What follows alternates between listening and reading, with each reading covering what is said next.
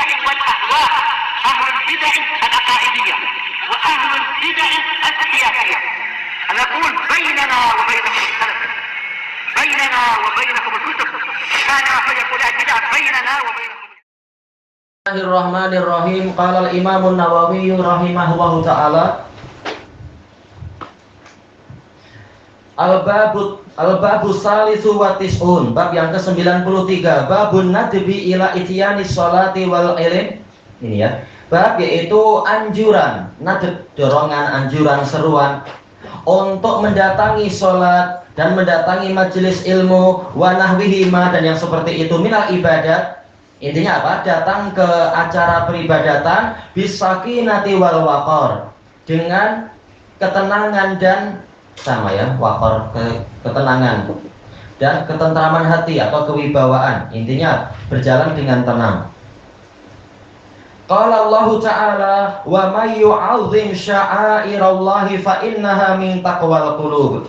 Dan barang siapa mengagungkan syiar-syiar Allah, tanda-tanda kebesaran Allah, alamat keagungan agama ini, maka sesungguhnya perbuatan itu termasuk dari ketakwaan hati. Baik. Asal ayatnya apa sih? Zalika wa may yu'azzim. Zalika ini kembali kemana? Kembali kepada masalah al-budn, masalah penyembelihan hewan-hewan hadaya, hadiyu. Demikian pula seluruh manasik-manasik haji yang dibahas sebelum itu.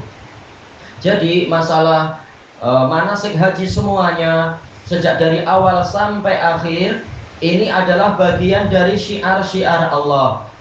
Ditafsirkan dengan dzalika itu tadi, yaitu disimpulkan menjadi dzalika. Yang demikian itu, dan barang siapa mengagungkan syiar-syiar Allah. Sya'air ini jamak dari syiar. Syiar dijelaskan oleh Al-Qurtubi rahimahullah adalah a'lamuddin, yaitu tanda-tanda dari agama ini.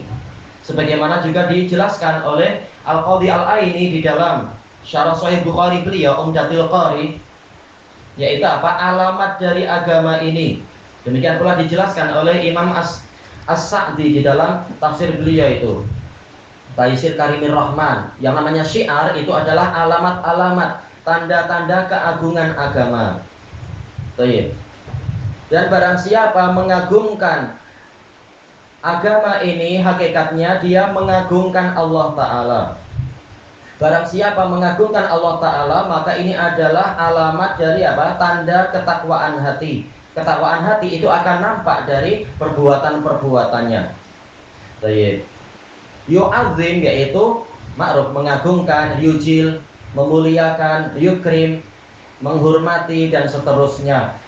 Dan ini diwujudkan dengan apa? Yaitu melaksanakan ibadah haji sebaik-baiknya.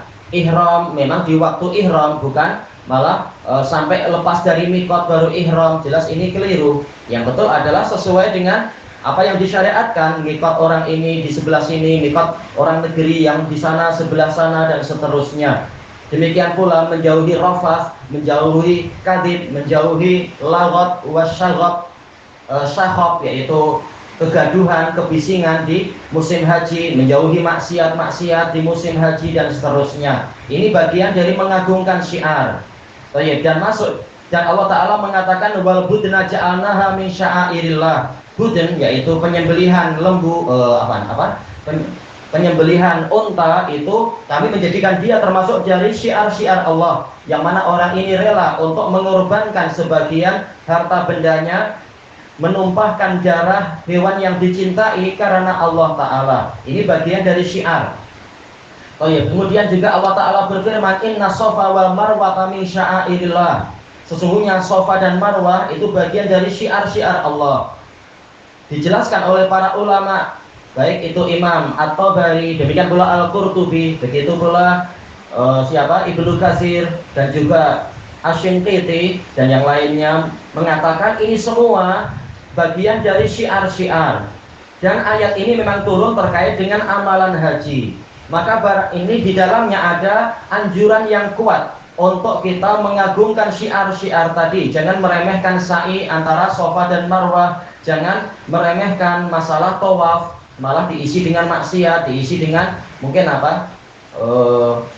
bergandengan dengan yang bukan mahram barangkali, atau malah selfie maksiat, dan ini bagian dari kotoran sebagaimana yang disebutkan oleh Imam Asy-Syinkiti di dalam Adwaul Bayan, yang mana Allah mewajibkan wa tahhir baiti lit-ta'ifina wal-'akifina war-ruk'i sujud. Sucikanlah rumahku, kata Allah Ta'ala, untuk orang-orang yang tawaf, untuk orang-orang yang iktikaf, dan orang-orang yang rukuk dan sujud. Kata beliau termasuk penyuciannya adalah yaitu melarang orang-orang untuk memotret di Masjidil Haram dan seterusnya, karena ini bagian dari kotoran, karena semua dosa adalah kotoran. Kata-kata tegas di dalam kitab tersebut, dalam kitab Adwaul Bayan. Nah, bagian dari pengagungan syiar adalah menjauh dari maksiat-maksiat tadi. Dan dijelaskan oleh Imam Syinkiti dalam Adwaul Bayan, yaitu walaupun ayatnya ini turun kepada sebab yang khusus, yang ini menunjukkan sebab khusus itu masuk pertama kali, tetapi tatkala lafadznya umum, maka dia juga hukumnya itu umum. Man ini ismul syartin jazm, berarti untuk semua orang masuk di sini. Baik itu dia sedang berhaji atau tidak berhaji, dia wajib mengagungkan syiar. Sya'airallah ini adalah pola idhofah, isim mufrad, demikian pula isim jamak apabila diidhofahkan, terutama diidhofahkan kepada ma'rifah, apalagi lafzul jalalah Allah a'raful ma'arif, maka dia yufidul umum. Ini umum, berarti semua syiar Allah, baik itu sholat, demikian pula puasa, demikian pula misalkan penyembelihan kurban walaupun tidak sedang haji, masuk di dalamnya juga masalah masjid-masjid, masuk juga di dalamnya adalah masalah yaitu talabul ilm, dakwah dan seterusnya, semua adalah bagian dari syiar. Dengan sebab keumuman ayat inilah, keumuman makna ayat inilah, Imam An-Nawawi memasukkannya di dalam bab ini. Ayatnya bicara masalah haji, tetapi tatkala lafadznya umum, maka ini menjadi dalil untuk kita bersikap tenang tatkala masuk ke masjid, bersikap tenang tatkala masuk ke majelis ilmu, tidak membuat kebisingan, kegaduhan yang mana itu bertentangan dengan pengagungan pada Allah Ta'ala. Allah Ta'ala berfirman, wa qumu lillahi qanitin, berdirilah kalian karena Allah dalam keadaan tenang dan khusyuk dan tunduk patuh, bukan malah membuat kebisingan, kekacauan di dalam sholat. Demikian pula di majelis ilmu. Ini semua bagian dari pengagungan syiar. Baik, tatkala pengagungan syiar itu bagian dari pengagungan kepada Allah, dan pengagungan kepada Allah itu bagian dari takwa, maka Allah menerangkan fa innaha, sesungguhnya dia min taqwal qulub, bagian dari ketakwaan hati. Ha ini kembali kemana? Fa innaha, domir ini kembali kemana? Ada beberapa penafsiran. Penafsiran pertama kembali kepada sya'air, yaitu pengagungan syiar, walaupun yang termasuk dari takwa itu bukan syiarnya tapi pengagungannya, karena kita tahu takwa itu fi'il, syiar itu bukan fi'il. Fi'ilnya yang mana? Itu ta'zim, itu yu'azzim. Tapi di sini kembalinya pada sya'air, yang mana dia adalah mudhof ilaih yang menduduki posisi mudhof. Kata siapa? Al-Qurtubi. Ini kemungkinan pertama dan itu cukup kuat. Tapi yang terkuat adalah isyarat dari zalika. Zalika kembali kemana? Sekian banyak fi'il yang disebutkan sebelum ayat ke-32. Sebelum yang di hadapan kita ini, berbagai jenis ibadah haji. Kembali kepada apa? Sebuah fi'il yang mu'annas, yaitu fi'lah. Jadi seluruh amalan-amalan disimpulkan menjadi sebuah fi'il mu'annas, yaitu fi'lah. Fi'lah inilah yang diwakili dengan dhamir ha. Jadi fa'innaha kembali ke fi'lah. Fi'lah yang mana? Yaitu yang telah ditafsirkan dengan sekian banyak fi'il di dalam ayat-ayat yang sebelumnya.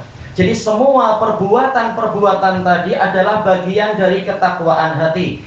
Baik, dijelaskan oleh para penafsir, memang asal dari takwa itu di dalam hati, sebagaimana dalam hadis yang diriwayatkan oleh Imam Muslim, hadis Abi Hurairah, hadis Ibni Umar, Rasulullah mengatakan at-taqwa hahuna, ketakwaan ada di sini, ketakwaan ada di hati.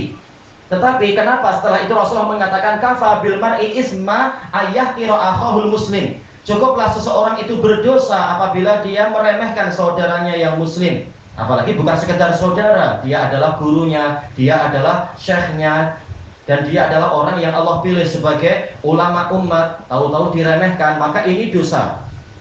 Baik. Walaupun ketakwaan itu di dalam hati, tetapi ketakwaan itu akan nampak dari amalan-amalan zahir.